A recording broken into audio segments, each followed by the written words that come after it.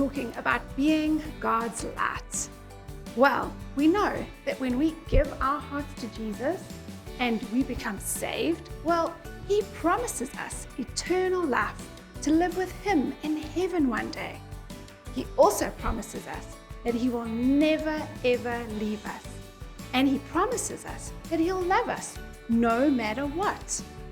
But He doesn't promise us that when we give our hearts to Him, life is always going to be good and plain sailing. In fact, we're still going to have to face some challenges, some hard times or difficult times in our lives. But we're not alone.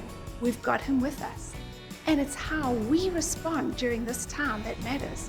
We get to continue to be a light for Him. In fact, often when we go through these times, it's our lights that shine even brighter. So I've asked my friend Tane to come and share his story with us today. Hey everyone, my name is Tane and this is my testimony on how I lost my friend group. So it all started in grade 11 where I was doing a lot of worldly things in my life, and the one day I got saved, Jesus came and saved me, and I gave my life to Christ, and over a period of probably about 6 months I lost my whole friend group in matric, and I had nobody. I was just hopping from group to group, and I remember in matric asking God, please can you give me a good friend group? And during this period, I just really thought I just want a best friend again, because I had a best friend growing up from high school all the way, and he came to Curra with me. And through that period, him and I split up, and through that, I was so sad. I was wondering why God would do this, how my life is being changed, and how they're just not understanding this. And saying that prayer in matric, I can now stand here today, 2 days later, with probably 20 good mates that are standing by my side that God has blessed me with. So how I felt when I lost my whole friend group is that I felt like nobody liked me, that I was a nobody, and the hurt that was eating me inside, I just couldn't understand. But I felt God was bringing me into something new, but I just didn't know what.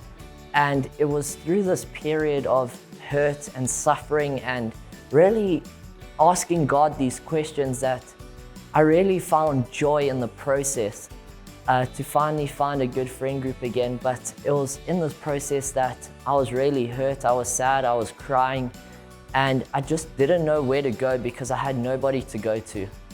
And God was the only person I could go to at this stage. And it was during this process that I actually got really close with God, that God used something bad for His good to grow me, to hear His voice better.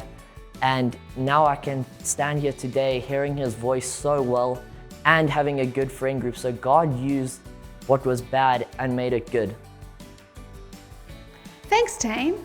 Some of you guys might have met Tane before, and you know that he never stopped serving God, even though he went through this tough time where all his friends left him because he chose to follow Jesus. But he didn't treat any of them differently. He still loved those people. He used the opportunity to share about God's love, to keep pressing into Him, to keep serving in His church. And you know what? God never left him. He was there right by his side. And He gave Tane an amazing group of friends. You know, Tane's such an example to each one of us, that even though we might go through something really hard or difficult, we've got God inside of us, and He's going to give us the strength we need to be able to get through that time. It means that our actions, our words, the things that we do, our responses get to be an example of Jesus to others around us. I want to read what Paul said in the book of Philippians, chapter 4, verse 12 and 13. He said, I've learned the secret of living in every situation, whether it is with a full stomach or empty, with plenty or little, for I can do everything through Christ who gives me strength. Thank goodness we're not alone, that it's Jesus that gets us through those tough times. And when we look back, we get to share our testimonies, our stories of how God was with us. Thanks, guys.